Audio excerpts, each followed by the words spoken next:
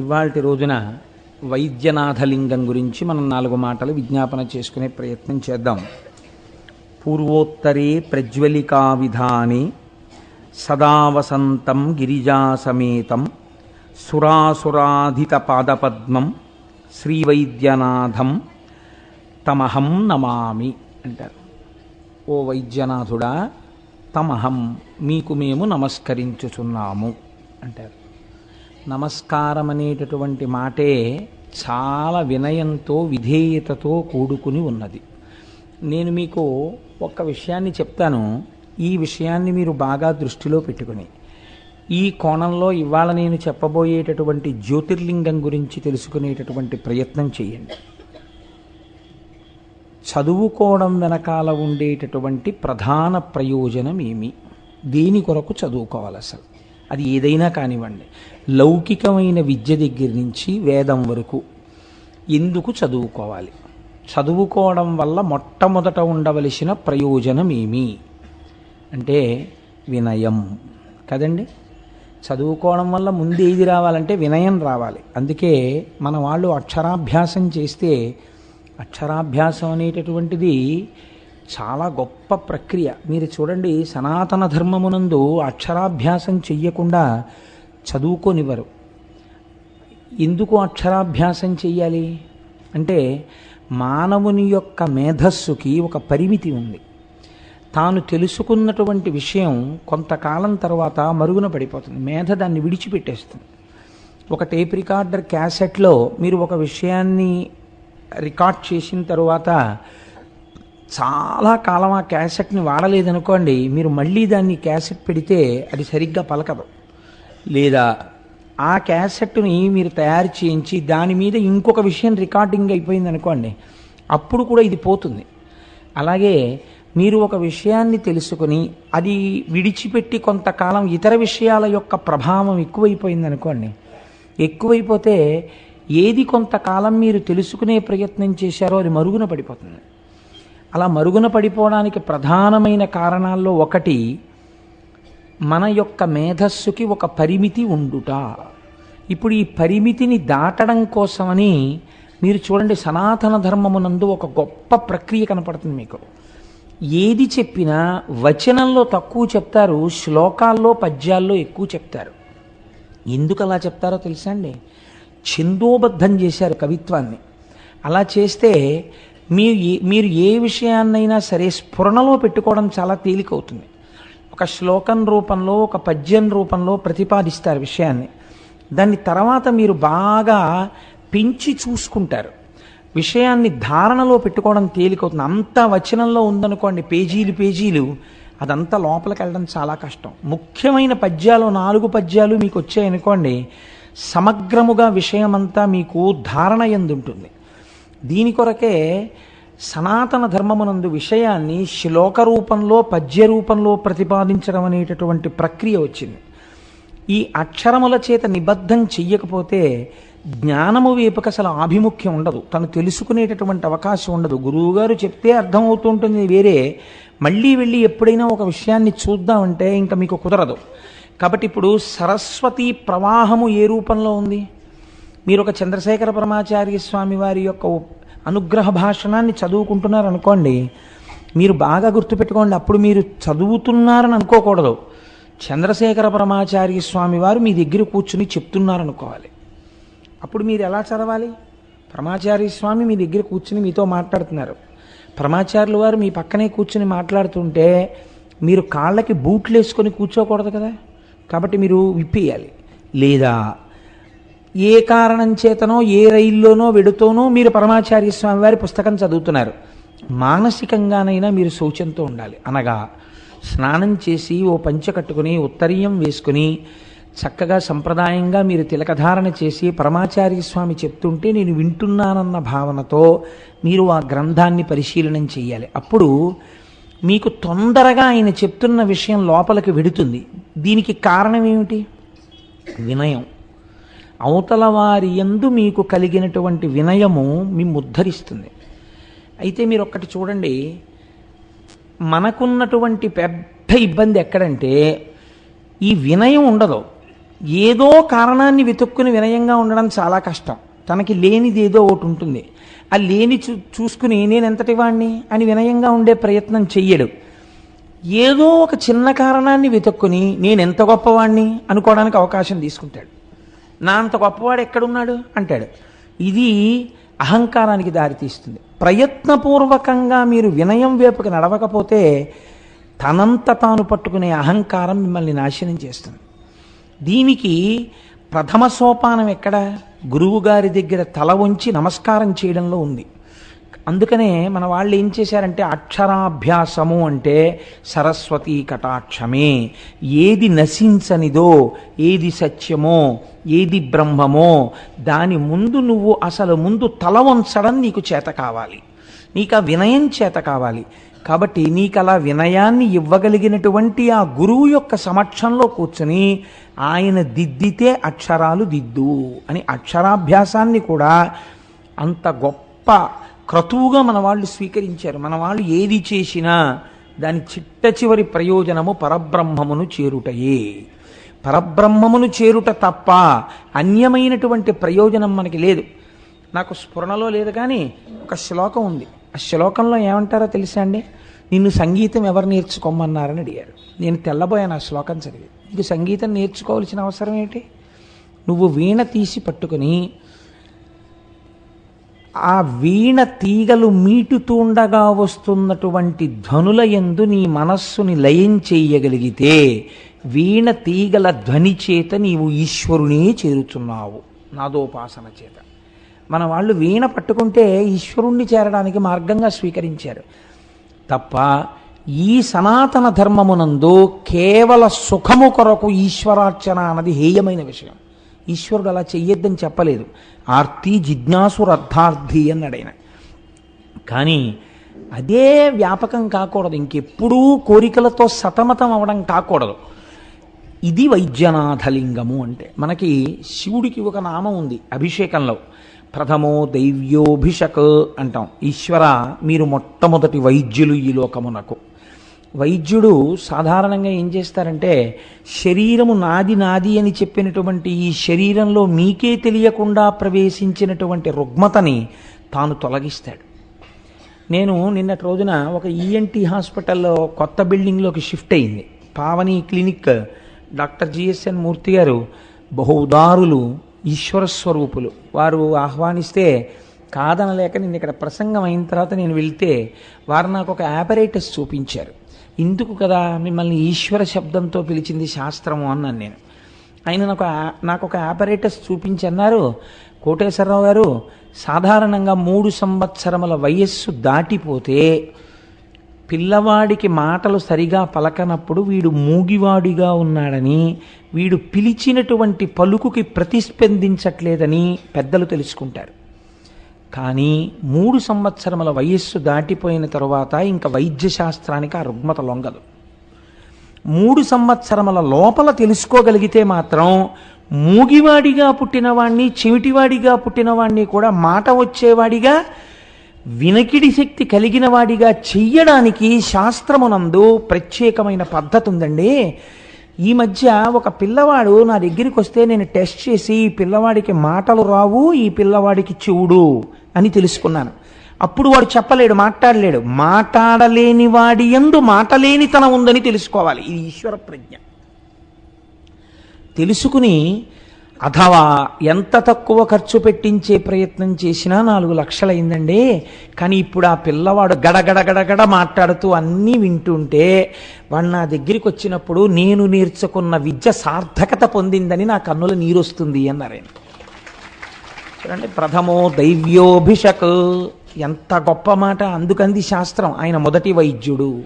ఇది శరీరమునందు ఉన్నటువంటి రుగ్మతను తొలగించగలుగుట. రెండవది ఒకటి ఉంది. అది మనకి భవరోగం అని ఒక రోగం ఉంది. అంటే ఈ రోగం ఉందంటే అందరూ అంగీకరించడానికి ఇష్టపడకపోవచ్చు. మీరు ప్రాజ్ఞులు కనుక అంగీకరించవచ్చు. భవరోగం అంటే సంసారంలో పడి కొట్టుకుంటూ ఉండడం ఎప్పుడు. ఈ భవరోగానికి ప్రధాన కారణం అహంకారమే. ఈ భవరోగంలో పడి కొట్టుకునేటటువంటి వాణ్ణి పైకెత్తి తన పాదముల దగ్గరికి చేర్చుకుంటాడు. కాబట్టి కూడా ఆయన వైద్యనాథుడి. రెండు కారణముల చేత వైద్యనాథలింగము అని దాన్ని పిలుస్తారు. వైద్యులకు నాథుడైన వాడు లేదా వైద్యనాథుడు, వైద్యుల యందు పెద్ద వైద్యుడు. ఈ కారణం చేత ఇప్పుడు మీరు ఈ జ్యోతిర్లింగం రావలసినటువంటి అవసరం ఏమిటో, ఏ నేపథ్యంలో ఇది వచ్చిందో మీరు తెలుసుకునేటటువంటి ప్రయత్నాన్ని చెయ్యండి. లంకానాయకుడైన రావణుడు కైలాసాచలాధీశ్వరున్ పంకేజాక్ష ముఖామరార్చిత పదాబ్జాతున్ శివున్ శంకరున్ బింకం బొప్ప భజింపనించి హిమభూభృద్వృక్ష షండోర్మియందు ఓంకారస్మరణంబు చేయుచు తపం ఉత్సాహి అయి సల్పుడున్.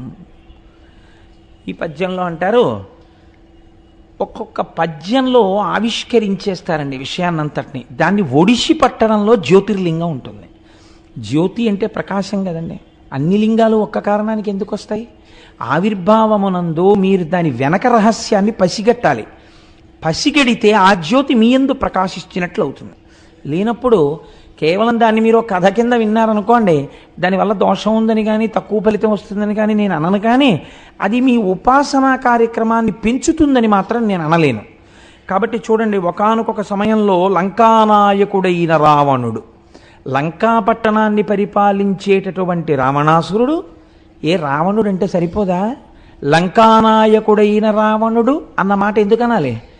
లంకానాయకుడైన రావణుడు అంటే లంకాపట్టణం ఎప్పుడూ కూడా దక్షిణ దిక్కునే ఉంటుంది కదండి.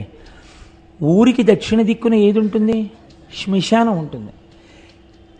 ఎప్పుడైనా మీరు చూడండి, బతికున్న కాలంలో ఏమీ తోచట్లేదు, అలా సినిమాకు పోదాం, అలా షికారుకు పోదాం, అలా వాళ్ళ ఇంటికి పోయి వాడిని బాడీ చేసేద్దాం అని చెప్పి తిరిగేవాడే తప్ప, ఏం తోచట్లేదు కాసేపు అలా శ్మశానానికి పోయిద్దాం రండి అని ఎవడైనా అంటాడేంటి?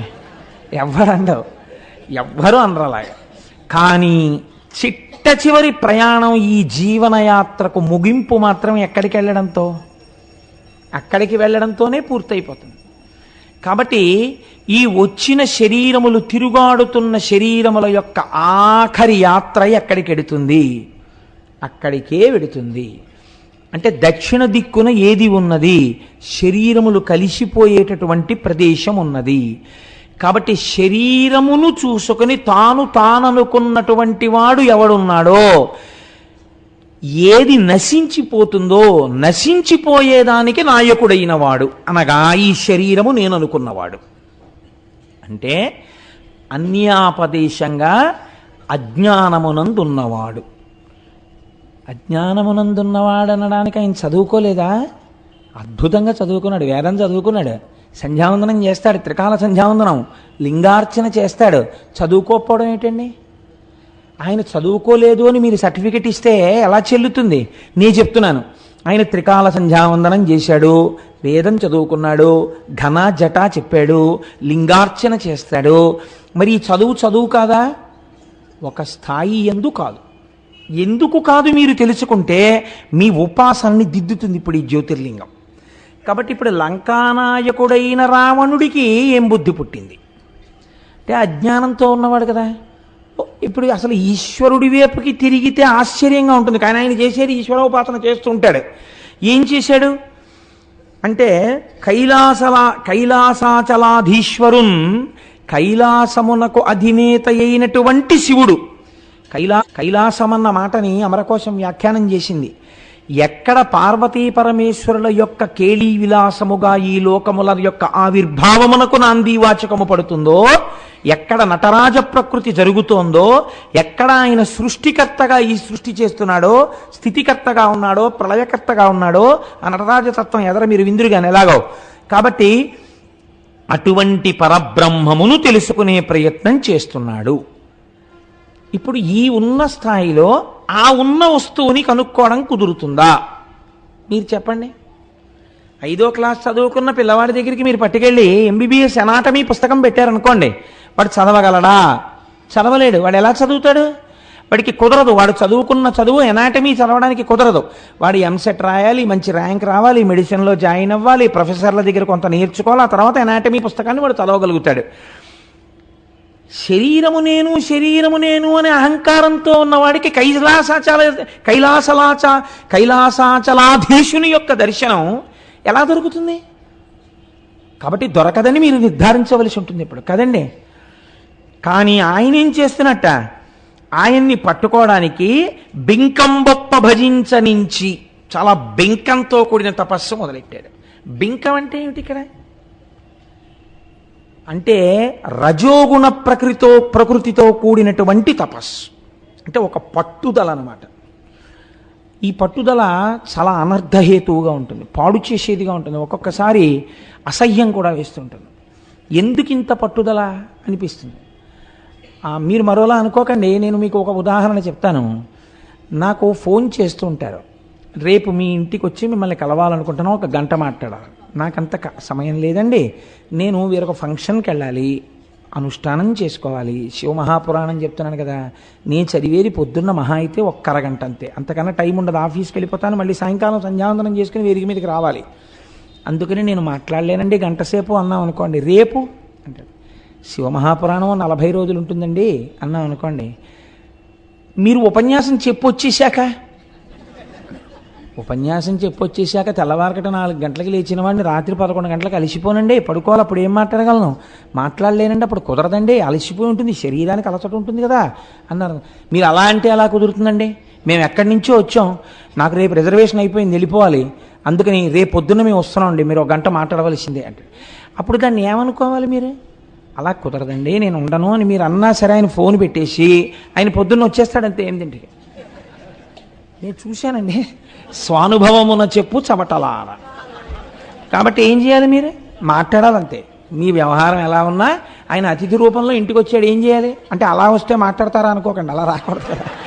కాబట్టి ఇప్పుడు మీరు ఒత్తిడికి గురైపోతారు, మాట్లాడి తీరాలి.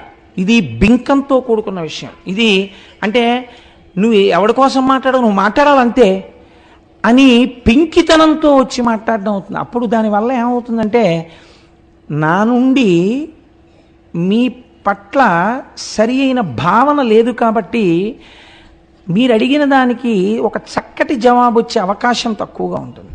2, మీరు నా నుండి పొందగలిగినది కానీ మీరు నాకు చెప్పగలిగింది కానీ తక్కువగా ఉంటుంది కదా. ఆ వాతావరణంలో బింకంతో కూడుకున్న పనులు పాడు చేస్తాయి. మనిషి ఆ ప్రవృత్తిని పెంచుకోకూడదు. ఇది నేను ఒక ఉదాహరణకి చెప్పాను, ఎవరిని అవమానించడానికి కాదు. కాబట్టి ఇప్పుడు ఎటువంటి తపస్సుని మొదలుపెట్టాడు? బింకంతో కూడిన తపస్సు, సత్వగుణంతో కూడిన తపస్సు కాదది. సత్వగుణంతో కూడిన తపస్సు ఎలా ఉంటుందంటే, ఈశ్వరోపాసనమును ప్రారంభము చేసిన తరువాత ఆయన అసలు మర్చిపోతాడు లోకం గురించి. ఇంద్రియాలన్నీ వెనక్కి వెళ్ళిపోతాయి, మనస్సు వెనక్కి వెళ్ళిపోతుంది. వెళ్ళిపోయిన కారణం చేత ఎన్నాళ్ళు తపస్సు చేశాడో ఆయనకి తెలియదు. ఆయన ఒంటి మీద పుట్టలు పట్టేస్తాయి, ఆయన ఒంటి మీద పావులు తిరుగుతూ ఉంటాయి, చెట్లు మొలిచిపోతాయి.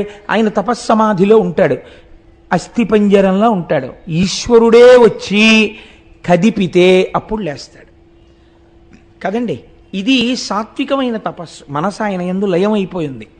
ఇది బింకంతో కూడిన తపస్సు, ఇది వేరొకలా ఉంటుంది. ఇది అలా సాత్వికంగా ఉండదు. ఇది మీరు పట్టుకోవాలి. మీ ఉపాసనలో ఈ దోషం ఉంటే దిద్దుకోమని చెప్పడం. ఇప్పుడు ఏమైంది అంటే, అలా తపస్సు ఓంకారముతో ప్రణవాన్ని అనుసంధానం చేస్తున్నాడు. మనకి ప్రణవోపాసన గురించినటువంటి విషయాలు కొన్ని ఉన్నాయి. నేను మీకు ఒక పరమ సత్యాన్ని ఆవిష్కరిస్తున్నాను. ప్రణవము చిన్నపిల్లలు చేయరాదు. ఇవాళ రేపో పిల్లలతో కూడా ఓంకారం చేయిస్తున్నారు. ఓంకారమును చిన్నపిల్లలు చేయరాదు. ప్రణవం వైరాగ్యాన్నిచ్చి మోక్షపదం వైపుగా నడుపుతుంది. అందుకని దానికి తగినట్టుగా తెలుసుకోకుండా ప్రణవోపాసన ఎవరు పడితే వాళ్ళు చెయ్యడానికి అధికారము లేదు. ఇప్పుడు చేసే తపస్సులో బింకం ఉంది, రజోగుణం ఉంది. అనుసంధానం ప్రణవంతో జరుగుతోంది. ప్రణవంతో తపస్సు చేస్తున్నాడు, ఓంకారంతో. ఏమైంది? అది ఈశ్వరుణ్ణి కదపలేకపోయింది, రాలేదు పరమేశ్వరుడు. ఎందుకని?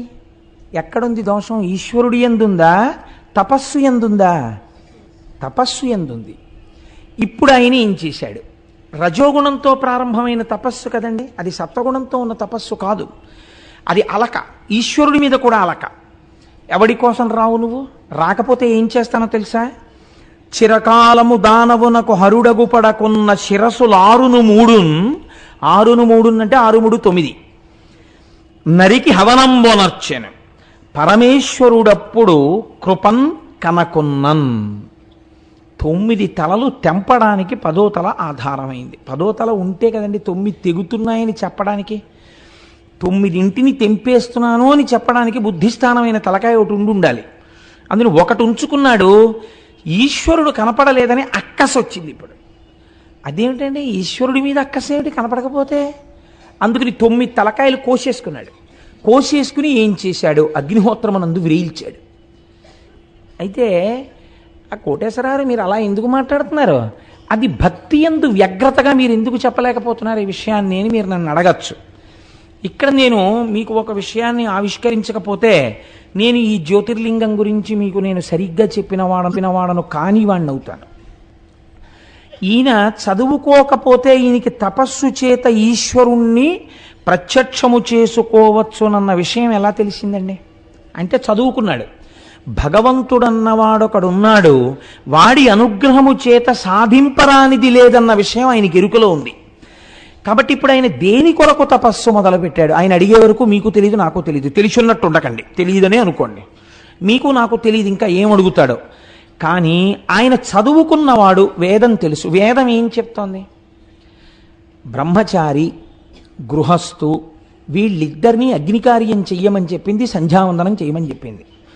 వీళ్ళిద్దరూ ఎందుకు సంధ్యావందనం చెయ్యాలి అంటే, బాహ్యమునందు అన్నారు ఏదో మందేహులు అన్న రాక్షసులు ఉంటారు, వాళ్ళు సూర్యోదయం కాకుండా అడ్డుపడుతుంటారు, నువ్వు అర్ఘ్యం ఇవ్వాలి, అర్ఘ్యం ఇస్తే ఈ అర్ఘ్యం ఇచ్చినటువంటి జలముల యొక్క పవిత్రత చేత వాళ్ళు పక్కకి తొలగుతారు, సూర్యోదయం జరుగుతుంది అన్నారు. ఆంతరమునందు దాని రహస్యం ఏమిటి? ఎప్పటికప్పుడు ప్రతి పావు గంటకి ప్రతి అరగంటకి నీలోకి రాక్షస ప్రవేశం జరిగిపోతుంటుంది. నువ్వు బయట ఉన్నటువంటి వాళ్ళ నడువడి చేత నువ్వు వినయము లేనటువంటి సంధ్యావందనం ఎలా ఉంటుందో, వినయం లేనటువంటి అగ్నికార్యం ఎలా ఉంటుందో అలా ఉంది వాడు చేసిన తపస్సు. హెచ్చరిక ఎక్కడిదో తెలుసా అండి? మీరు సంధ్యావందనానికి కూర్చున్నప్పుడు కనీసంలో కనీసం మిగిలిన పూజ మాట ఎలా ఉన్నా సంధ్యావందనమేమేం చెయ్యమండి అన్నారనుకోండి, అంతటి మహాత్ముల గురించి నేను మాట్లాడటం లేదు. నేను మాట్లాడేది సంధ్యావందనం కనీసం చేసేవాళ్ళ గురించి. సంధ్యావందనం చేస్తున్నానన్నవాడికి కొన్ని లక్షణాలు ఉండాలి. వాడు స్థిరంగా కూర్చోవాలి. చేసే 10 నిమిషాలో 11 నిమిషాలో ప్రశాంత చిత్తుడై కూర్చోవాలి సంధ్యావందనానికి. అంతేకాని నీళ్లు ఎగరేయడం, అర్ఘ్యం పేరు చెప్పి ఉద్ధరిణితో ఇలా అంటూ ఉండడం, పిచ్చి పిచ్చి పనులు ఏమిటి? అదే అర్ఘ్యం ఇవ్వడం. అర్ఘ్యం ఇవ్వడానికి ఒక మర్యాద ఉంది. నువ్వు అనుభవించి అర్ఘ్యం ఇవ్వు జాగ్రత్తగాను. నువ్వు ఎటువంటి దేవతలకు అర్ఘ్యం ఇస్తున్నావు, ఎటువంటి వారిని లోపలికి తీసుకుంటున్నావు, దాన్ని నువ్వు మనస్సులో బాగా నాటుకుని చెయ్యాలి. చేసి ఆ చేసిన, అందుకే గాయత్రి లెక్క పెట్టవద్దు అని చెప్పింది శాస్త్రం. కణుపుల మీద కానీ, వేళ్ల చేత కానీ, మాల చేత కానీ గాయత్రి లెక్క పెట్టవద్దు. ఎందుకని? నీకు లెక్కెందుకు? నీ బుద్ధికి ప్రచోదనం కావాలి. 11 మార్లు గాయత్రి చేస్తే కనీసం ఒక 5 నిమిషాలు పడుతుందని నీకు ఎరుక ఉంటే 5 నిమిషాలు కళ్ళు మూసుకుని చేసిన 11 మాటలైనా శ్రద్ధతో చేయ, ధ్యాన శ్లోకంతో నీ బుద్ధి వికసించి సత్వం మీదకి ఎడుతుంది. కూర్చోవడమే రజోగుణ భూయిష్టంగా అసలు గాయత్రి చెయ్యడం కూడా కోరికలతోటే చేస్తే అది ఎంత హేయముగా ఉంటుంది మీరు ఆలోచించండి. సత్వగుణంతో ఉండాలి పూజకి ప్రారంభం. అలా ఉండకపోతే చాలా దారుణంగా ఉంటాయి ఫలితాలు.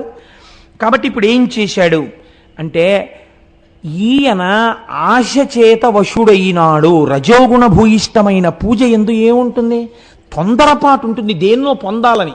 అది పొందడం కోసం ఈ పూజ తప్ప ఈశ్వరార్చన చేసి తాను సంతోషంతో ఆనందంగా అమ్మయ్యా కాసేపు 1 గంట పూజామందిరంలో కూర్చుని బయటికి వస్తే మనస్సు ప్రశాంతపడిపోయింది అనడానికి వెళ్ళాడు పూజామందిరంలోకి. ఇవాళ ఇక్కడ ఇది చేసి తొందరగా అక్కడికి వెళ్తే అదేదో కలిసి రావాలని వెళ్తుంటాడు పూజామందిరంలోకి. గుళ్ళోకి ఎందుకు వెడతాడంటే అక్కడికి వెళ్ళి ఏదో సంపాదించుకోవాలని వెడుతుంటాడు. ప్రతిదీ వ్యాపార సరళిలో చేస్తుంటాడు. అంటే ఇప్పుడు ఈయన కోరికలకి తల్లి ఏది? ఆశ. ఆశతో కూడినటువంటి కోరికలు విస్తృతంగా పెరిగిపోతుంటే, అలా పెరిగిపోయిన కోరికల కొరకు ఆరాధన నిబద్ధమైపోతే, అది రజోగుణ భూయిష్టమైన పూజ అయిపోతే, ఆ పూజ పాపము వైపుకి అడుగులు వేయిస్తే నీ పాపమే నీ పూజ వలన వచ్చిన ఫలితమును అడ్డత్రోవ పట్టించి నీ పతనమునకు హేతువై కూర్చుంటుంది. మీరు చాలా జాగ్రత్తగా విన్నారో లేదో, ఇది ఉపాసన యందు మీరు దిద్దుకోవలసిన విషయం. ఇది ఎంత అందంగా తీసుకొస్తున్నారో చూడండి. ఇప్పుడు ఆ జ్యోతిర్లింగ ఆవిర్భావమునందు 9 తలలు నరికాడు, రాలేదు శివుడు. ఇప్పుడు 10వ తల కూడా నరికేస్తాడు, ఆయన ఆగడు. ఎందుకని? ఆయన రజోగుణం, బెంకపు పూజ అది. 9 తలలు నరికిన వాడికి 10వ తల నరికేయడం లెక్క అండి? పట్టుకుని 10వ తల కూడా నరికేసి పారేస్తాడు అగ్నిహోత్రంలో. ఇప్పుడు ఉన్నాడా రావణుడు అన్నవాడు? లేడు. రావణుడన్నవాడు లేకపోవడానికి కారణం ఎవరని చెప్తుంది శాస్త్రం? ఆ చుట్టూ ఉన్నవాళ్ళు. ఏమిటో భోళాశంకరుడు అన్నారు, సాంబ సదాశివుడు అన్నాడు. 9 తలలు కోసేశాడండి మావాడు. కొంతమంది ఉపాసనలో ఇలాంటి పొరపాట్లు చేస్తుంటారు. అది పూజ అనుకుని ఇలాంటి తప్పు పనులు చేస్తుంటారు. అలా చేయకూడదు. పూజ సాత్వికంగా ఉండాలి. కాబట్టి చూడండి, ఇప్పుడు 9 తలలు నరికేసి 10వ తల కూడా నరుక్కుంటున్నాడు. ఇప్పుడు ఈశ్వరుడు ఎటువంటి వాడు? సర్వజ్ఞుడు. వీడినడ్డు పెట్టే లోకానికి ఇటువంటి పూజలు ఎంత ప్రమాదకరమో నేను తెలియచెప్పాలి. కాబట్టి ఇప్పుడు వాడిని ఏ పని చేయడం వరకు ఆయన చూస్తున్నాడు? 10వ తల కూడా తెంపుకోవడం వరకు చూస్తాడు, తెగనివ్వడు. ఈ తుంచుకునే తలకాయలు, ముక్కులు కోసుకోవడాలు, చెవులు కోసుకోవడాలు, ఇలాంటివి ఎంత పిచ్చ పనిలో ఉపాసనలో చూడండి ఎంత దగ్గరికి ఎడుతోందో అది. అంతం తక్కిన మస్తకంబునసితోనంతంబునుందింప, మిగిలిపోయిన ఒక్క తలకాయని కూడా కోసేయడం కోసమని కత్తి పైకెత్తి ఆ కంఠం మీద వేస్తున్నాడు. నిశ్చింతంబూన శివుండు దారసిలె వచ్చెన్. ఇహ రాడు భగవంతుడు. అంటే ఏంటి? తను పిలిస్తే వచ్చేయాలి. అంతేకాని ఆయన వచ్చే వరకు నా ఉపాసనలో దోషం ఉంది, నేను తప్పించాలంట లేదు. ఆయన రాలేదు, తెంపేస్తాను తలకాయ. ఇప్పుడు శంకరుడు వచ్చాడు. ఇప్పుడు వచ్చింది ఎలా ఉంటుందంటే వద్దంటే వచ్చినట్టు ఉంటుంది కదా.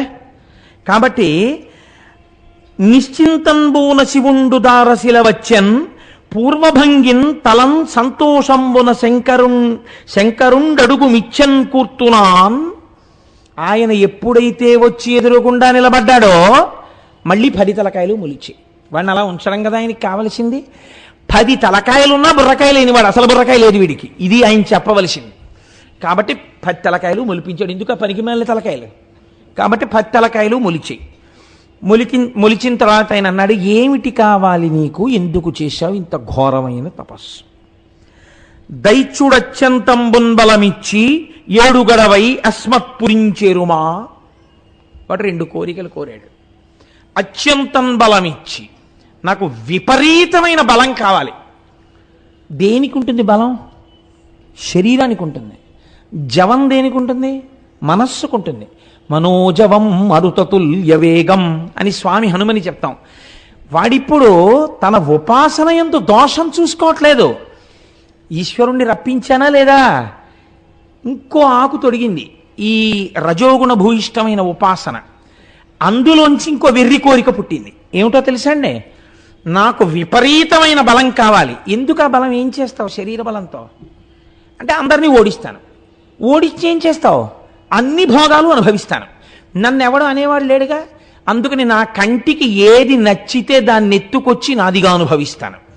అంటే ఇప్పుడు ఇలా మొదలైన పూజ ఎంత భ్రష్టత్వం వైపుకు వెళ్ళడానికి బీజాలు వేస్తోందో చూడండి.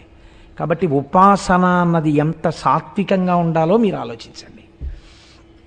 కాబట్టి ఇప్పుడు ఏం చేశాడు?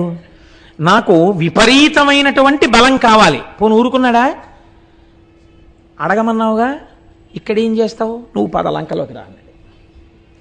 వచ్చి శంకరుణ్ణి లంకలో కూర్చోమన్నాడు. అక్కడ కూర్చుంటే అస్తమానం వచ్చి ఇలా తపస్సు చేస్తానేంటి? అక్కడ కూర్చుంటే అక్కడే పూజ చేస్తుంటాను నేను. నాకేమైనా కావాలనిపించింది అనుకో, మళ్ళీ నిన్ను అడుగుతూ ఉంటాను, ఇద్దుగాను. ఇది వాడి ఉద్దేశం. గుండి మింగేవాడు ఓడుంటే గుళ్ళో లింగాన్ని మింగేవాడు ఓడుంటాడంటారు చూసారా?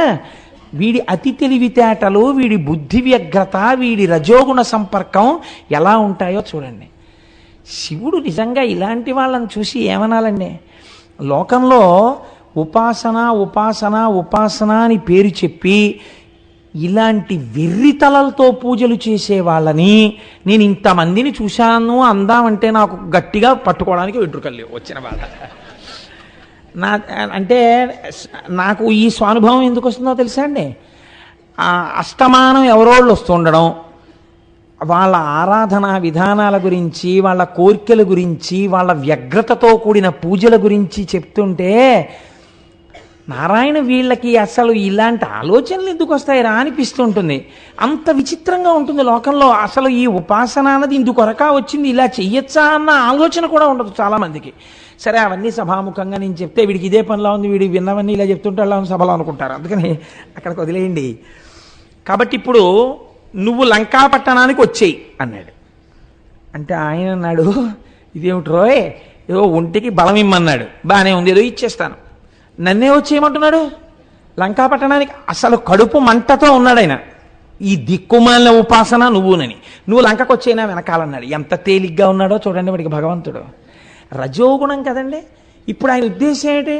నువ్వే అన్నావుగా చాలా గొప్ప తపస్సు చేశానని, నేను చెప్పిన మాట విను, రా మా ఇంటికి అంటే ఆయన అన్నాడు, లింగం మందేను వసియింతు, నేను లింగమునందు ఉంటాను రా అబ్బాయి, నేనే రావక్కర్లేదు, శివలింగమునందు నేనే ఉన్నాను. కాబట్టి లీల మెరయన్, నేను అందులోనే ఉంటాను. తెలివితో చేర్పు పురికని, నువ్వు దీన్ని నీ పట్టణానికి తీసుకెళ్ళు, కానీ తెలివి ఉండాలన్నాడు. ఒంటికి బలం ఉంది కానీ మనస్సుకి తెలివేది వాడికి. అదే ఉంటే సత్వగుణంతో ఉంటాడుగా. శివలింగాన్ని శివుణ్ణి తీసుకెళ్ళలేకపోయిన వాడిని ఆయనే ఇదైనప్పుడు ఇది మాత్రం ఎలా వస్తుంది లంకకి? నేను తీసుకెళ్ళగలగని వాడినా? ఆయన రావాలా నేను తీసుకెళ్ళాలా? ఈ బుర్రవాడికి ఉంటే అయితే పట్టుకుపోతానని శివలింగాన్ని పెట్టులో పెట్టేసి ఎందుకు పెట్టిపోతాడు? కాబట్టి తెలివితో నీ పురి చేర్చుకో దీన్ని. దేవుడు అరిగే ఆయన అంతర్ధానం అయిపోయాడు. ఇంకా ఉంటే ఏమంటాడు వీడని. అంతా లింగంబు చేకొని అసుర విభుడు వచ్చుచున్ తెరువు దైవ వశము చేసి ఆ శివలింగాన్ని పట్టుకుని వెళ్ళిపోతున్నాడు లంకకి. అంటే ఉత్తరక్షణం ఒంటికి బలం వచ్చింది, ప్రవృత్తిలో ఏమైనా మార్పు వచ్చిందా? ఏమీ లేదు. మీరు గమనిస్తున్నారు కదా. ఇవి మీ ఉపాసనలో దిద్దుకోవలసిన లక్షణాలండి. ఇవి సాత్వికమైన భక్తి, రజోగుణ భూయిష్టమైన భక్తి, ఈ రెండిటికి ఎంత తేడా ఉంటుందో చూడండి. సాత్వికమైన భక్తి ఎలా ఉంటుందో మీకు భీష్మేకాదశి కనుక నేను ఇవాళ జ్ఞాపకానికి వచ్చింది. నేను ఒక ఉదాహరణ చెప్తాను.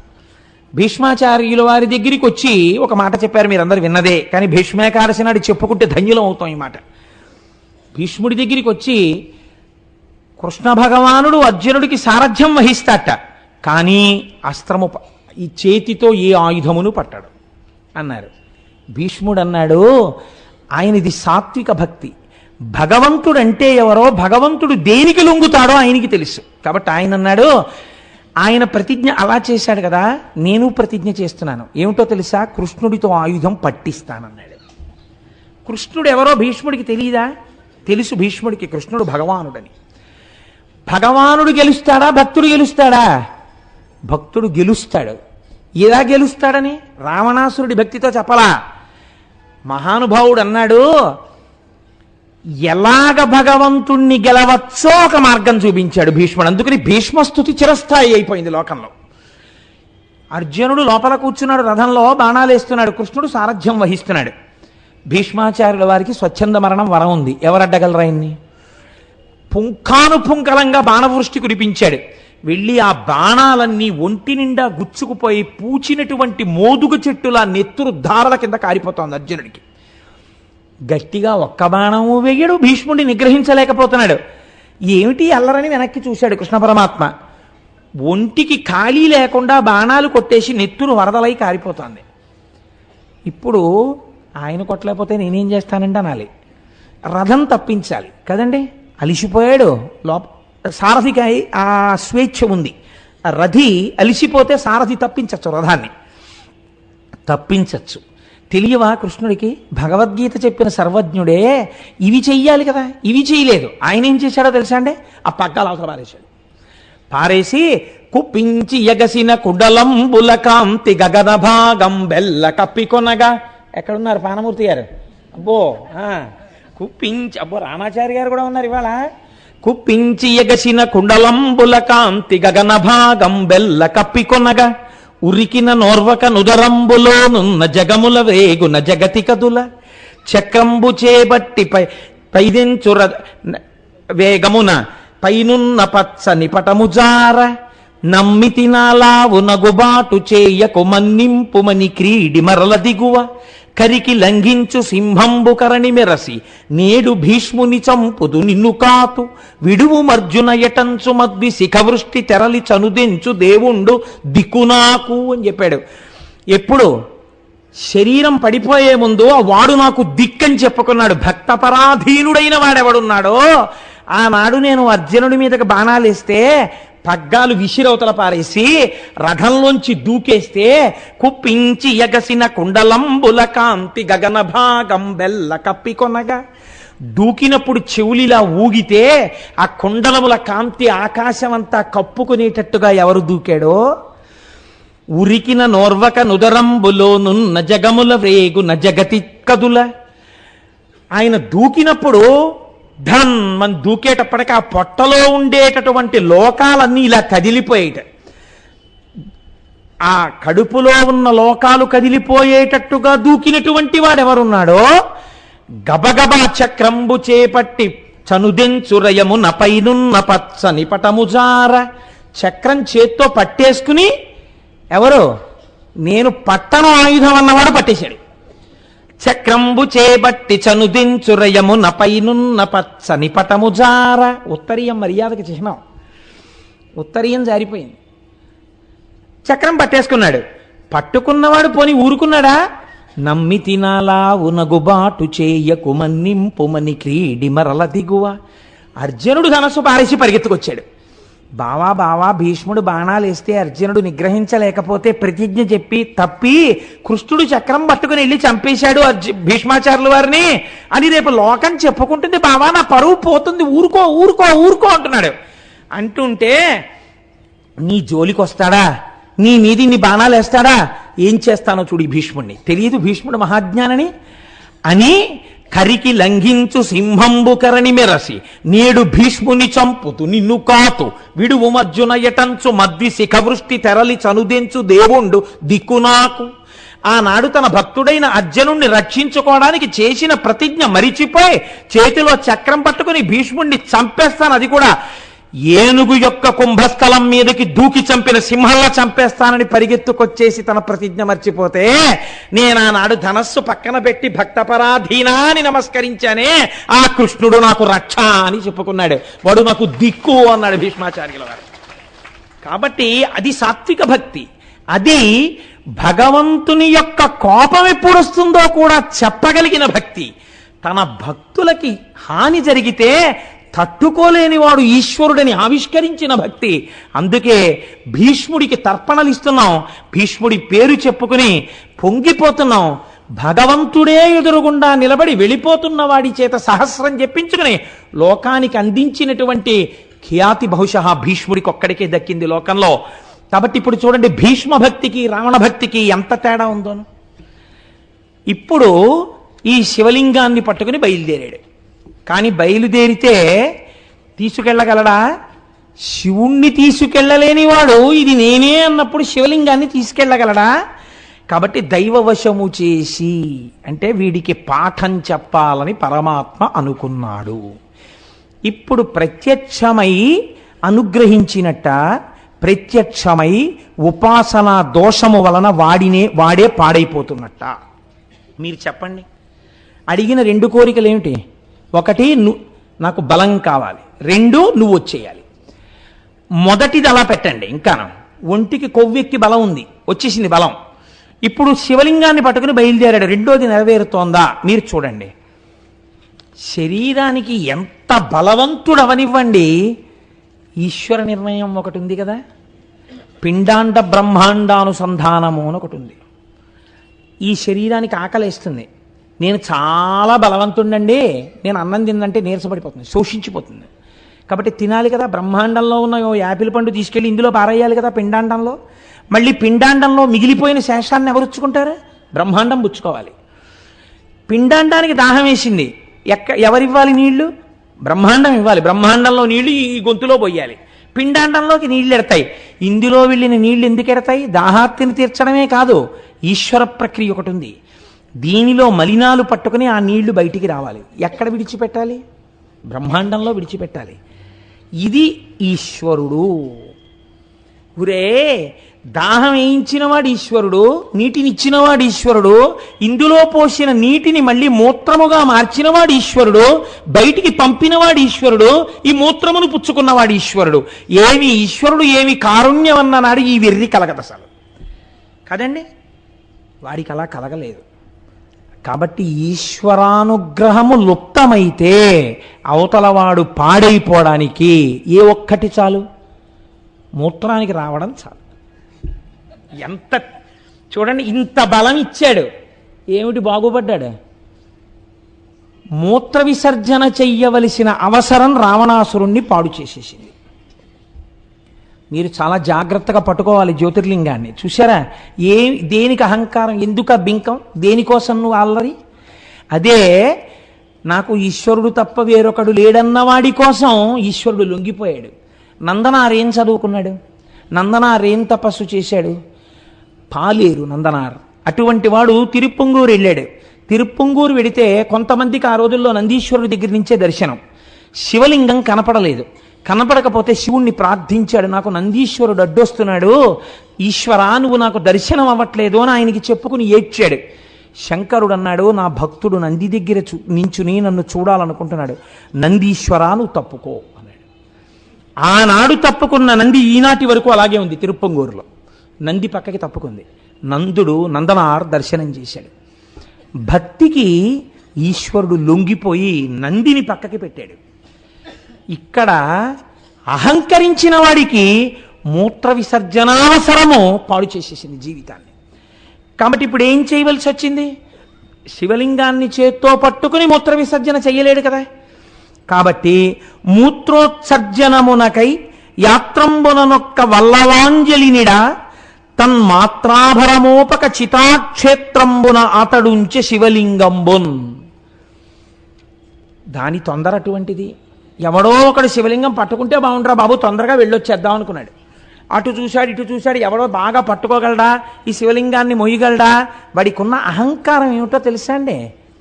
ఇదేమిటి శివలింగం, ఇది శివుడన్న భావన వాడికి లేదు. శివుడు ఏం చెప్పాడు? ఇదే నేనని చెప్పాడు. కానీ వాడేమనుకుంటున్నాడు? ఇది శివలింగం, ఏముంది ఇందులో వెయిట్ అంటే?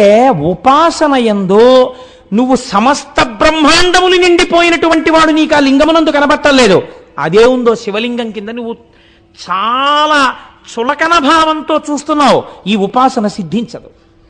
నువ్వు ఒక ఆలయానికి వెళ్ళినప్పుడు ఆపాతాళ నభస్థలంత భవన బ్రహ్మాండ మామిస్ఫుర జ్యోతిస్పాటిక లింగ మౌళి విల సత్పూర్ణేందో వాంతామృతై అస్తోకప్లుతమేకమీశమనిశం రుద్రానువాకాంజపన్ ధ్యాయేత్ ఇప్సిత సిద్ధయే ధ్రువపదం విప్రోభిషించేత్యం బ్రహ్మాండ వ్యాప్త దేహ భసిత హిమరుచాభాసమానా భుజంగై కంఠే కాళాహ కపర్దాహ కలిత శశికలశ్చండ కోదండ హస్తాహ. నా కోసం ఇంత సులభుడవై కనపడుతున్నావు అన్ననాడు నీకు అదృష్టం. అది ఏముందండి శివలింగం అండి అంటే? నీ ఉపాసన సిద్ధించలేదు, నీకు ఈశ్వర దర్శనం కలగలేదు. కాబట్టి వాడు ఇదే ఉంది శివలింగం అనుకున్నాడు. కాబట్టి ఏం చేశాడు? ఒక గొల్ల పిల్లవాడిని, పశువులు కాసుకునే పిల్లవాడిని పిలిచాడు. ఒరే, నేను మూత్ర విసర్జనకి వెళ్ళొస్తాను రా, ఈ శివలింగం పట్టుకో. ఇప్పుడు వాడు దాన్ని పట్టుకోవడానికి మాత్రం బలం అక్కర్లేదు అనుకున్నాడు. ఇది కదండి దోషం. సుఖాలు అనుభవించడానికి బలం ఉండాలి, భోగాలను అనుభవించడానికి బలం ఉండాలి, శివలింగాన్ని పట్టుకోవడానికి బలం అక్కర్లేదు. ఇది రావణ సిద్ధాంతం. చాలామంది మనం అటువంటి జీవితంలోనే ఉంటాం. ఏంటండి పెద్ద ఊరికే భగవంతుడు, చిత్తశుద్ధి ఉంటే చాలదేంటండి? నిజంగా నీకు చిత్తశుద్ధి ఉంటే గుడికి వెళ్తావు. గుడికి వెళ్ళడం మానేయడానికి నువ్వు చిత్తశుద్ధితో ఉండక్కర్లేదు. చిత్తశుద్ధితో ఉంటే ఎప్పుడు గుడికి వెళ్దామా అనిపించి గుడిలోకి వెళ్తావు. నువ్వు వెళ్ళకపోవడం చిత్తశుద్ధి లేకపోవడానికి నిదర్శనం. ఇవి రావణవాదనలు. కాబట్టి ఇప్పుడు ఏం చేశాడు? ఆ పిల్లాడి చేతిలో పెట్టి మూత్ర విసర్జనకి వెళ్ళాడు. అది శివుడు. కాబట్టి ఇప్పుడు ఏమైంది? అది ఎప్పుడు ఎలా రావణాసురుడికి బుద్ధి చెప్పాలా అని చూస్తోంది. ఉపాసనలో దోషం చాలా బరువు అయిపోయింది. వాడు మొయ్యలేకపోయాడు, కింద పెట్టేశాడు. ఆయన ముందే చెప్పాడు, ఒరే తెలివితో నీ పురి చేర్చు, ఇది ఎక్కడన్నా పెట్టావో ఎక్కడ పెట్టావో అక్కడ ఉంటానన్నాడు. ఇప్పుడు చితాక్షేత్రమునందు ఆయన పెట్టేశాడు. చితాభూమి ఎందు పెట్టేస్తే వీడు పరుగున వచ్చాడు. వచ్చిన వాడి యొక్క వెర్రి చూడండి. వాడు వెంటనే, ఈశ్వరా తెలివితో తీసుకెళ్ళమన్నావు, కానీ ఆ తెలివి నా యందు నిలబడకపోవడానికి కూడా కారణం నువ్వే. కాబట్టి ఇప్పుడు నా బుద్ధి మార్చని ప్రార్థన చేయలేదు. ఇదెంత నేను ఎత్తుకుపోతానన్నాడు అని ఓహో కదిపాడు దాన్ని. అది కదులుతుందా? అది కదలలేదు. అది కదలనప్పుడైనా వాడి బలం మీద వాడికి అనుమానం రావాలి. ఈశ్వరుడు ఒక అవకాశం ఇచ్చాడు. అత్యంత బలంబు నిమ్ము అన్నాడు కదా, ఇచ్చాడు కదా. అది శివుణ్ణి కదపలేకపోతోంది ఆ బలం. శివుణ్ణి భగవంతుణ్ణి కదపలేని ఈ దేహబలం ఎప్పుడో అప్పుడు పాడవడానికి పనికొస్తుంది, ఈ అవమానానికి పనికొచ్చింది తప్ప రావణుడు శివలింగాన్ని లంకకి తీసుకెళ్ళలేకపోయాడు అనడానికి ఈ బలం పనికొస్తోంది. కాబట్టి ఎందుకు ఈ బలం, నాకు ఈశ్వరుడు కావాలి అని వాడు అనలేదు. ఒక అవకాశాన్ని ఈశ్వరుడు ఇచ్చాడా ఇవ్వలేదా? ఇచ్చాడు, వాడు వివేచన చేసుకోలేదంతే. కాబట్టి ఇప్పుడు ప్రమాదకరమైన బలముగా మారుతోంది అది. శివుడు కదలకపోతే వాడన్నాడు పోన్లే అన్నాడు. అంటే ఏమిటి వాడి ఉద్దేశం? శివుడు లంకకు రాకపోయినా వాడికి ఏం బాగలేదు, ఏదో లింగం తెచ్చానా లేదా, ఇక్కడే పూజ చేసి వెళ్ళిపోతాను, పుష్ప విమానం మీద తిరుగుతూ ఉంటాను కదా, ఏమిటి పెద్ద నేనంతా ఈ రాజ్యాలన్నీ నేను కొల్లగొట్టినవి, ఇదంతా నాదే ఈ రాజ్యం, ఏముంది కావాలంటే వీళ్ళని కూడా చంపేస్తాను, ఇది కూడా నా దాంట్లో కలిపేసుకుంటాను, పుష్పక విమానం ఎక్కి ఓసారి ఇళ్ళంటాను, చితాభూమికి వస్తాను, ఇక్కడ పూజ చేసి వెళ్ళిపోతాను, పెద్ద పట్టుకెళ్ళకపోతే ఏమిటనుకున్నాడు. కానీ వాడు వదులుకోవడానికి ఇష్టపడింది మాత్రం ఏమిటి? శరీర బలం. ఎందుకని? భోగం కావాలి. ఇలా ఉండొచ్చా ఉపాసన? మీరు రావణుణ్ణే అనుకోకండి, మీరు మీ ఉపాసనని చెక్ చేయండి. అది జ్యోతిర్లింగం అంటే, ఇక్కడ ప్రకాశించాలి. అది మీ ఉపాసన దిద్దుబాటు జరగాలి. కాబట్టి ఇప్పుడు ఏం చేశాడు? లంకకి వెళ్ళిపోయి వాడు చాలా సంతోషంగా ఉన్నాడు. అది విచిత్రం. లోకమంతా అంటోంది ఇది రావణుడు తెచ్చిన శివలింగం, మహానుభావుడు పరమశివుడే వచ్చాడు లింగస్వరూపంలో, వాడు పట్టుకెళ్ళలేకపోయాడు, అదృష్టం ఇక్కడ పెట్టేశాడు, మనం పూజ చేసుకుందాం రండి అని దేవతలందరూ వెళ్ళారు. వెళ్ళి వాళ్ళందరూ శివుడికి పూజ చేశారు. మా అదృష్టమయ్యా స్వామి, మా ప్రయత్నం లేకుండా నువ్వు మాకు దొరికావు, మేము నిన్ను పూజ చేసుకుంటామని వాళ్ళు ఎక్కడా ఉన్న వాళ్ళు వచ్చి ఇక్కడ పూజలు చేసుకుని వెళ్ళారు. వాళ్ళు ఏం కోరికలు కోరలేదు. వాళ్ళు భవరోగం పోవడానికి శంకరుణ్ణి పట్టుకున్న వాళ్ళు, జ్ఞానం కోసం. వీడు లంకకి వెళ్ళాడు, వీడికి ఒంట్లో బాగా బలం ఉంది. ఇప్పుడు వీళ్ళు పూజ చేసి కూర్చుని అనుకున్నారు, ఊరే వీడు చాలా బలం తెచ్చాడు, బలంతో ఉన్నాడు కదా, వీడు ఇవ్వాలంటే ఊరుకున్నాడు, కానీ రేపు పొద్దున బయలుదేరి వచ్చేస్తాడు అమరావతి మీదకి, వీడి బలం వల్ల చాలా ప్రమాదం వచ్చేస్తుంది కదా, ఎలా వీడికి బుద్ధి చెప్పాలి, ఎలా వీడి బలం వల్ల వీడు చాలా కాలం ఇబ్బంది పెట్టకుండా ఆ బలమే వీడి ప్రమాదాన్ని కూడా తెచ్చేయాలి, ఎలా తీసుకొద్దామని ఆలోచించారు. మహానుభావుడు, గురువు, చమత్కారి, ఎవడి యొక్క అహంకారాన్ని వాడి చేతితోనే పొడవగలిగిన వాడు నారదుడు ఉన్నాడుగా, ఆయన్ని పిలిచి, వాడికి బలం ఉంది కానీ తెలివి లేదని తెలిసిపోతోందిగా, కాబట్టి నారదా మీరు వెళ్ళి వాడు సంపాదించిన బలం వాడపాలడానికే పనికొచ్చేట్టు చెయ్యండి.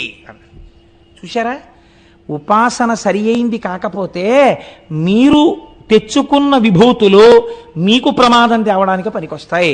తాను తవ్వుకున్న నూతులో తన బిడ్డడే పడిపోయినట్టు. కాబట్టి ఇప్పుడు ఏమైంది అంటే, వెళ్ళి లంకాపట్టణంలో కూర్చున్నాడు. నారదుడు వెళ్ళి ఏమిటో కైలాసానికి వెళ్ళావుట, చాలా తపస్సు చేసావుట, శంకరుడు ప్రత్యక్షం అయ్యాట, వాళ్ళు వీళ్ళు చెప్పడమే, నీ దగ్గరే విందామని వచ్చాను, ఏం చేశావు ఏమిటి, ఏది చెప్పన్నాడు. వీడికి పొంగు అహంకారం ఒకటి ఉందిగా, ఏం చేశానంటారేమిటి, తలకాయలు కోశవతల పారేశాను, 10వ తలకాయకి వస్తుంటే ఎవడి కోసం వస్తాడు, శివుడు వచ్చాడు, ఏం కావాలన్నాడు, విపరీతమైన బలం ఇమ్మన్నాను, చూసారా బయలుదేరుతాను, ఇంకోటి శివుణ్ణి వచ్చేయమన్నాను, ఓ లింగం ఇచ్చాడు, కానీ ఏదో ఆ పిల్లాడికి ఇచ్చిన వాడు పెట్టేశాడు కింద, లేకపోతే తెచ్చేద్దు నేనైతే, వాడు తన తప్పు ఒప్పుకోడు, వాడికి తెలివి ఉంటే కదా, అయితే అక్కడికి వెళ్ళి పూజ చేసి వచ్చేస్తున్నాను, ఏదైతే నేను తలుచుకుంటే ఎవరిని గెలవలేను అన్నాడు. అంటే ఆయన అన్నాడు, కాబట్టి నీకేమర్థమైంది, శివలింగం ఇచ్చినట్టే ఇచ్చి నీకు కాకుండా చేసిన వాడు కూడా శివుడే ఉండి ఉండవచ్చు కదా అన్నాడు నారదుడు. వాడికి ఏదో అనుమానం వచ్చింది, అలా ఎందుకు చేస్తాడు అన్నాడు. మరి అయితే ఇంత శివలింగం ఇచ్చినవాడు, ఇంత బలం ఇచ్చినవాడు లంకకి వెళ్ళేంత వరకు ఇది రాకుండా చేయలేడా అన్నాడు. అంటే వాడికి అనుమానం వచ్చింది. ఇప్పుడు ఈ అనుమానం వాడికి వచ్చాక అన్నాడు, ఒక్కసారి ఆలోచించు, ఇంత బలం ఇచ్చాడని నువ్వు నమ్ముతున్నావు, ఒక దాంట్లో అనుమానం ప్రారంభమైంది, ఇప్పుడు నమ్ముతాడు బాగా. ఇప్పుడు బలం ఉందనుకుని నువ్వు వెళ్ళిన తర్వాత బలాన్ని ఆయన ఇచ్చుండకపోతే నీ బతుకేమవుతుంది? బలం ఇచ్చాడో లేదో చూడ్డానికి ఇంకోడి మీదకి వెళ్లే ముందు ఆ కైలాసానికే వెళ్ళి అది కదిపేసి చూడు, కదపగలిగితే శంకరుడే కదిలిపోతే నీకు బాగా బలం ఉన్నట్టు, అప్పుడు ఇతరుల మీదకి వెళ్ళి అన్నాడు.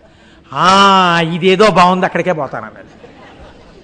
ఎంత బుద్ధి లోపల ఉండవలసినటువంటి బలం ఉంటే వాడు గెలుస్తాడు. అందుకే మనకి 1,000 మార్లు నమః నమః నమః నమః అని పూజ చేయిస్తారు. నాది కాదు, నాది కాదు, నాది కాదు, నాది కాదు అని అహంకారాన్ని విరగ్గొడతారు. అహంకారం పెరిగిపోతే ప్రమాదానికి వెళ్ళిపోతుంది. కాబట్టి ఇప్పుడు ఈయన ఏం చేశాడు? పుష్పక విమానం ఎక్కి కైలాస పర్వతం దగ్గరికి వెళ్ళాడు. రామాయణం ఉత్తరకాండలో అయితే కుబేరుడి దగ్గర నుంచి వస్తున్నప్పుడు అనుంది. వెళ్ళి ఆ కైలాస పర్వతం దగ్గరికి వెళ్ళి కైలాస పర్వతాన్ని కదిపేస్తే శంకరుడంతటి వాడు భయపడి, అదేమిట్రా అబ్బాయి అలా కదిపేస్తున్నావు, ఒరే నాన్న అలా కదపకరా, నీకు బలం ఎక్కువ, నువ్వు కదిపేస్తావు, నేను ఇచ్చిన బలమే కదా అని బతిమాలుకుంటే తనకి బాగా బలం ఉన్నప్పుడు, అప్పుడు తనకి భయపడిపోయాడు కాబట్టి మళ్ళీ శివుణ్ణన్నా తెచ్చేయచ్చు, లేదా తనని ఎవరిని కొట్టాలనుకుంటున్నాడో వాళ్ళ దగ్గరికి వెళ్ళిపోవచ్చు. కాబట్టి ఇప్పుడు ఏం చేశాడు? కైలాసం దగ్గరికి వెళ్ళాడు. వెళ్ళి ఆ కైలాస పర్వతాన్ని కదపడం మొదలెట్టాడు. కదిపితే పైన కూర్చున్న పార్వతీ పరమేశ్వరుల యొక్క సింహాసనం కదులుతోంది. ఇప్పుడు మీ ఇంట్లో మీరు పూజ చేసుకుందాం అనుకున్నారనుకోండి, పూజ చేసుకుంటే తప్పు లేదు. ఆ సింహాసనాన్ని అటు ఇటు లాగేస్తే అప్పుడు మీరు ఈశ్వర దర్శనం ఏం చేసినట్టండి? ఇంక అందులో నే తెచ్చుకున్న విగ్రహాలేనండి, నే కొనుక్కున్న సింహాసనమేనండి లాగేస్తుంటే ఇంక మీకు భక్తి ఉన్నట్టు. కాబట్టి వీడు కదుపుతున్నాడు. కదుపుతుంటే అమ్మవారు శక్తి స్వరూపిణి కదా, ఆ తల్లి తొందరగా శంకరుడికి ఏమిటంటే కోపం రాదు. అంత కోపం వచ్చేవాడైతే చీనోర్మోయి నీకేమిటో నేను రావడం ఏమిటా అని అడగాలి ఆయన. కాబట్టి ఇప్పుడు ఈయనకి కొంచెం కోపం వస్తే తప్ప దేవతల కార్యం నెరవేరదు. ఆయన అలా మౌనంగా ఉంటాడు, చక్కగా అలా ఉంటాడేమోనని ఆవిడ చమత్కారమైన మాట మాట్లాడింది. ఎందుకని? వేదం చెప్పింది రహస్యాన్ని. శివా విశ్వస్య భేషజీ. ఆ అమ్మ లోకమునకు అనారోగ్యం వస్తే ఓషధి బతికిస్తుంది. ఇప్పుడు లోకాన్ని బతికించాలి, లోకకంటకుణ్ణి చంపాలి, వాడి చావడానికి కారణం రావాలి. కాబట్టి ఇప్పుడు ఆవిడ ఆ కారణం శివముఖత రావాలి.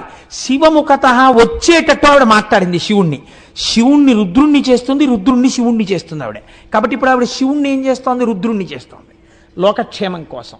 ఇప్పుడు ఆవిడ ఎంత చమత్కారంగా మాట్లాడిందో చూడండి. మేలుగు శిష్యుడు. అబ్బబ్బబ్బా ఎంత గొప్ప శిష్యుడిని సంపాదించుకున్నారండి. ఎవరు కదుపుతున్నారో తెలుసా? మీరు వరాలు ఇచ్చారే ఆయనే.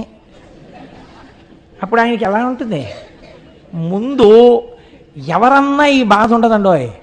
భార్య అబ్బో ఎంతంత గొప్ప గొప్ప వాళ్ళని చేరదీశారో లేండి, మీకు అశాంతిని కల్పించేవాడే కానీ ఒక్కడు మీ మనశ్శాంతి గురించి ప్రయత్నించేవాడు ఉండడు. ఎందుకు వచ్చిన అల్లరి మీకు అంది అనుకోండి, అంతే, నువ్వు నోర్మయ్యు, నువ్వు అలా తినేకున్నాను అని చెలరేకపోతాడు యువతలైన కదండి. అలా ఆయన్ని శివుణ్ణి రుద్రుణ్ణి చేసేస్తోంది. అందుకని మొట్టమొదట ఏ పొడెం వేయాలో అది వేసేసింది ఆవిడ. మేలగు శిష్యుడెంతయును మెచ్చుదనర్చడు రావణాసురుండేలిక మీదనే కినిసి. ఏమండోయ్ ఎవరో తెలుసా? మీ గొప్ప శిష్యుడు రావణాసురుడు. వరాలు ఇచ్చారుగా 2, పైగా 1 కూడా కాదు, 2 ఎందుకు ఇస్తాను, 1 అనలేదుగా, 2 ఇచ్చారు. ఎవడిచ్చాడో వాడి మీద కోపం వచ్చింది వాడికి. ఏలిక మీదనే కినిసి ఎత్తెరదారసిలెన్ భళీ భళీ చాలక సంతసంబోధవే. వాడు చూడండి ఎంత గొప్పగా వచ్చేసాడో, వచ్చేసి వాడు కైలాసానికి కనిపిస్తున్నాడు కింద. మీరు నేను ఊగుతున్నాం వాడి బలానికి. ఇప్పుడు సాత్విక శిష్యుని కూర్చుకున్నవాడు. ఇప్పుడు ఆవిడ దెప్పి పొడిచింది. ఆ ఉపాసనని చూసైనా మీరు ఈ కోరికలు ఇవ్వకుండా ఉండద్దు. ఇంత రజోగుణ భూయిష్టమైన వాడికి అంతంత కోరికలు ఇచ్చారు. సత్వగుణం లేని ఉపాసన ఇక్కడ అమ్మవారు బయటపెట్టింది లోకానికి పాఠాన్ని. సాత్విక శిష్యుని కూర్చుకొన్న వారి లలిజెందే తత్ఫలమి కేమను వారము దేవ ఇత్తరిన్. ఇప్పుడు ఇలా కైలాసం ఊగిపోతుంటే పాపం మీరు నేను ఏం చేస్తానులేండి, మీరు మాత్రం ఏం చేయగలరు, మీరు ఇచ్చిన బలమేగా, ఊగండి, అలా మీరు ఊగండి, నేను ఊగుతుంటాను. వాడు అనుగ్రహిస్తాడు. ఎప్పుడో అనుగ్రహించి ఇంకా వాడు ఫోన్లే వదిలేశానని కింద నుంచి అరుస్తాడు. అరిచిన తర్వాత ఒకవేళ కళ్ళు తిరిగితే మీ తలలోనే ముంచో గ్లాసుడు నీళ్ళు ఇస్తాను, తాగుదురుగానండి ఆవిడ. ఆయనకి ఎలా ఉంటుంది? కడుపు మండిపోయింది శంకరుడికి. అంటే శివుడు రుద్రుడయ్యాడు. ఇది శివా రుద్రస్య భేషజీ, శివుణ్ణి రుద్రుణ్ణి చేసింది. ఇప్పుడు ఆవిడ రుద్రుణ్ణి చేసిన తర్వాత ఎవడు బలం ఇచ్చాడో ఆయనే ఆ బలం వల్ల వాడు పాడైపోయేటటువంటి శాపాన్ని వదిలేశాడు. ఇదంతా ఎంతలో జరిగిపోయిందండి? 6 పద్యాల్లో జరిగిపోయింది. ఎందుకు జరిగిపోయింది? 2 వరాలు వాడు పాడవడానికి వచ్చాయి. ఒక్కటి వాడిని రక్షించలా. శివలింగం తీసుకెళ్ళాడు, వాడు పూజ చేయలే. వాడు బలం తెచ్చుకున్నాడు, వాడికి ఉపయోగం లేదు. శంకరుడు అన్నాడు, అని సాక్షేపముగ జగజ్జనని నుడువా. ఆక్షేపిస్తూ జగజ్జనని మాట్లాడితే ఎంత గొప్ప మాట వేశారో చూడండి. ఆవిడ వెటకారానికి భర్తనన్నది కాదు, ఆవిడ జగజ్జనని. తన బిడ్డల్ని కాపాడుకోవడానికి, దుడుకు బిడ్డల్ని శిక్షింపజేయడానికి, తండ్రి చేత శిక్షింపజేయడానికి మాట్లాడుతోంది. శృతి ప్రమాణాన్ని పద్యం కింద మారుస్తున్నారు. కాబట్టి అని సాక్షేపముగ జగజ్జనని నుడువా హరుడు అని శపించే. ఇప్పుడు ఆయన శివుడు కాదు, హరుడు. దేన్ని హరిస్తాడు? వాడి గర్వం హరించేస్తాడు. ఇప్పటి వరకు ఏ బలాన్ని చూసుకుని ఎగురుతున్నాడో ఆ బలాన్ని హరించేవాడయ్యాడు ఆయన. హరుడు వాని శపించే కృతఘ్ను నీటులోరి అచిరంబున నీ మదమణుగుగాక పొమ్మిక వేగనన్ అన్నాడు. ఉరే, ఎంతో కాలం పట్టదులే, నీ మదం అణిగిపోతుంది, పో ఇక్కడి నుంచి అన్నాడు. ఈ ఊపుతున్న వాడికి ఈ మాట వినపడింది. నీ మదం అణిగిపోతుందంటే ఏమిటి? నీ బలం ఎందుకో పనికి రాకుండా పోతుందనేగా. అందులో పోనీ నువ్వు ఓడిపోతావు ఒక్కసారి ఎవరి చేతిలోనో అనలేదు, నీ మదం అణిగిపోతుంది అన్నాడు. నీ మదం అణిగిపోతుందంటే ఇప్పుడు ఏమవ్వాలి? ఎవరెవరిని చూసుకుని మదిస్తున్నాడో వాళ్ళందరూ పోతారు. ఇప్పుడు శివవాక్యమనందేముంది? ఇంద్రజిత్ పోతాడు, కుంభకర్ణుడు పోతాడు, లంక పోతుంది. ఎవడు ఈశ్వరుణ్ణి పట్టుకున్నాడో వాడు ఒక్కడే మిగులుతాడు. సత్వగుణంతో ఈశ్వరుడు రాముడని 2 ఉండవుగా లోకంలో. ఉన్నది ఒక్కటే పరబ్రహ్మం, రామపరబ్రహ్మం, శివపరబ్రహ్మం, 2 ఒక్కటే. ఎవడు రాముణ్ణి పట్టుకున్నాడో వాడు బతికిపోయాడు. ఆయన తప్ప మిగిలిన వాళ్ళందరూ నశించిపోయారు. ఏమైంది నీ మదం? నీ మదానికి ఏవేవి కారణములో ఆ కారణముల వలన నీ మదం అణిగిపోతుంది, నువ్వు నశించిపోతావు. ఈ శివవాక్యాన్ని ఆధారం చేసుకునే తర్వాత శాపాలన్నీ వచ్చేసాయి వాడికి. వచ్చి ఆఖరికి వాడి బలం ఎందుకు పనికొచ్చిందంటే వాడి వాళ్ళందరినీ చంపుకోవడానికి పనికొచ్చింది రావణ బలం. మీరు బాగా ఆలోచించండి. రాముడు తనంత తాను ఎవరి మీద వెళ్ళి బాణాలు వేయలేదు, వీడే పంపించాడు ఒక్కొక్క బ్యాచ్ని. వీడే ముందు వెళ్ళిపోయినట్టుంటే వీడి స్వార్థం అండి. ముందు వీడు వెళ్ళిపోతే వీడే చచ్చిపోయాడు అనుకోండి, ఆ తర్వాత మిగిలిన వాళ్ళు బతికేద్దరేమో. అసలు వీడు వెళ్ళలేదు. ఏమిటి రాముడు రాజ్యభ్రష్టుడు, ఓ నారచీర కట్టుకుని పాదుకలు కూడా లేకుండా యుద్ధ భూమి నందు నించున్నవాడు, ఆయన్ని నిగ్రహించడానికి నేను వెళ్ళాలా అన్నాడు. ఇంద్రజిత్తుని పంపాడు. ఏమయ్యాడు? నిహతుడైపోయాడు. బుద్ధి వచ్చిందా? మదం అలాగే ఉంది. ఇది శివవాక్యమునందు శివ సంకల్పమస్తు ఆయన అన్నమాట అయిపోయింది. ఒక్కడు లేకుండా లంకాపట్టణం అంతా అయిపోయిన తర్వాత వాడు ఒక్కడు యుద్ధానికి వెళ్ళాడు. ఇప్పుడు ఎవడు తలకాయలు కోసుకున్నాడో వాడి తలకాయలు ఆయన కోశాడు. కోసి అలిసిపోయావు, నేడు పోయి రేపు రా యుద్ధానికి అన్నాడు. మళ్ళీ ఇచ్చాడు అవకాశం రామస్వరూపంలో. 2 ఉంటే కదండి. మీరు అలా దర్శనం చేయండి, అభేద దర్శనం చేయండి మీరు ఒక్కసారి. ఆయన హృదయం రాముడి యందు ఎలా ప్రకాశిస్తోందో.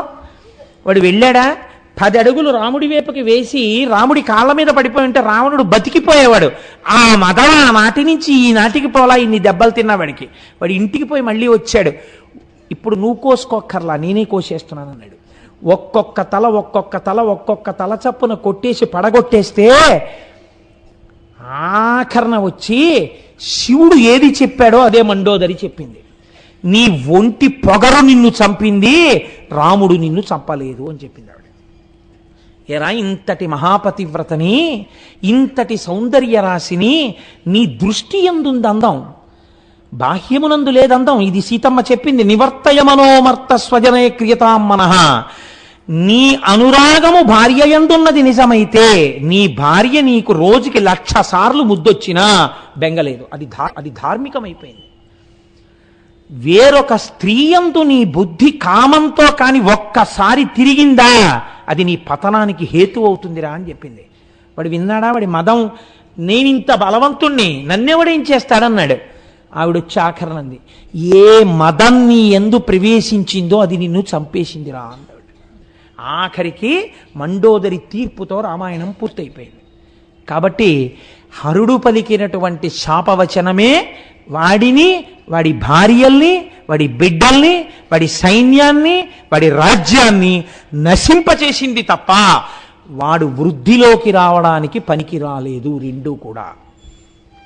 ఇది ఆనాడు చితాభూమి యందు వెలిసినటువంటి వైద్యనాథుడన్న జ్యోతిర్లింగం ఏది ఉన్నదో ఆ జ్యోతిర్లింగము ఆనాటి నుంచి ఈనాటి వరకు వెళ్ళి దర్శించి నమస్కరించిన వాళ్ళందరికీ ఒక అనుగ్రహాన్ని ఇస్తుందిట. ఇదే వైద్యనాథుడంటే.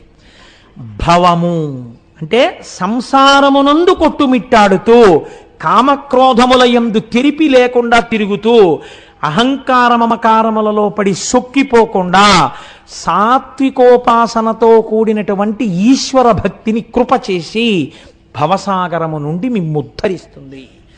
ఇలా ఉద్ధరిస్తే ఒక్కడికి 1,000,000 జన్మలు పట్టచ్చు ఈశ్వరుణ్ణి చేరడానికి. ఒక్కడు ఒక్క జన్మలో 1 గంటలో ఈశ్వరుణ్ణి చేరిపోయిన మహాభక్తులు ఉన్నారు. కాబట్టి ఆ వైద్యనాథుణ్ణి అలా దర్శించిన వాళ్ళకి, అటువంటి మహానుభావుడివి అని నమస్కరించిన వాడికి ఆయన అనుగ్రహం కలిగితే ఎంతలో ఉపాసన దిద్దబడాలి, ఎంతలో సత్వగుణం ఆవిర్భవించాలి. ఆయన అనుగ్రహం లేకుండా ఆయనని రాజసిక తామసిక పూజలతో లొంగదీసుకోగలమన్న భావన మంచిది కాదు. అందుకే ఎప్పుడూ మన వాళ్ళు ఒక మాట చెప్తారు, జగద్గురువులు కనుక శంకర భగవత్పాదులు ఈ మాట చెప్పారు. నేను మీకు ఒక్క మాట చెప్పనండి. నేనైతే ఒక విషయం అనుకుంటున్నాను.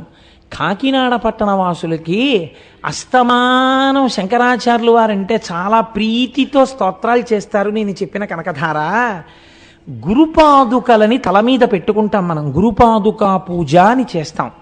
అసలు నిజంగా మనందరం జగద్గురు పాదుకా పూజ అని శంకరాచార్యుల వారి పాదుకలను పూజించాలి.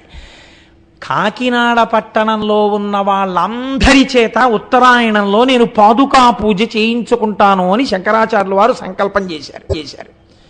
లేకపోతే ఇంతమంది చూడండి, కాకినాడ వాళ్ళ కళ్ళల్లో ఎలా పడిందండి? ఆ పాదుకకున్న మట్టు విరిగిపోయింది, దిద్దండని ఇంతమంది ఉత్తరాలు రాస్తే ఈ ఉత్తరాల వల్ల ఆయన పాదుక దిద్దబడింది అనుకోండి.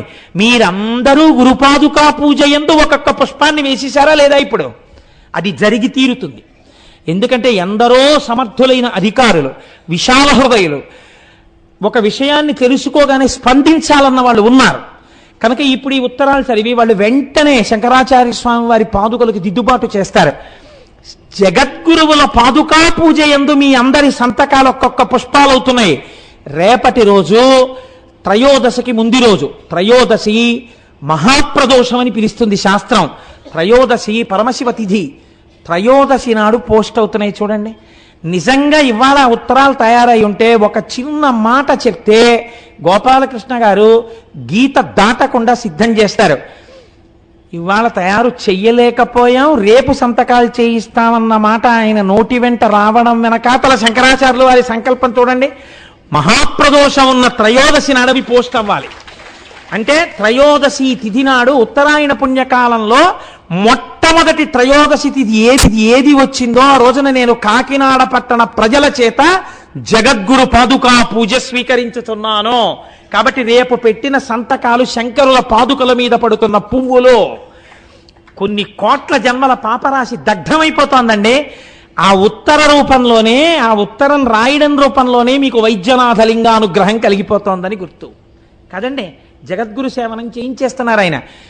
ఒక్క 10 రోజుల్లోనో నెల రోజుల్లోనో మనం ఒక శుభవార్త ఎక్కడో వింటాం, లేకపోతే మనం వెళ్ళినప్పుడే చూస్తాం. దిద్దుబాటు అయింది. శంకరుల పాదపద్మములకు ఉన్నటువంటి ఆ పాదుక పిడి మళ్ళీ సరిగ్గా ఏర్పాటైనది. ఎంత పొంగిపోతాం. మళ్ళీ వచ్చే సభలో ఒకళ్ళ వీపులు ఒకళ్ళు చరుచుకుని సంతోషపడిపోతాం కదా.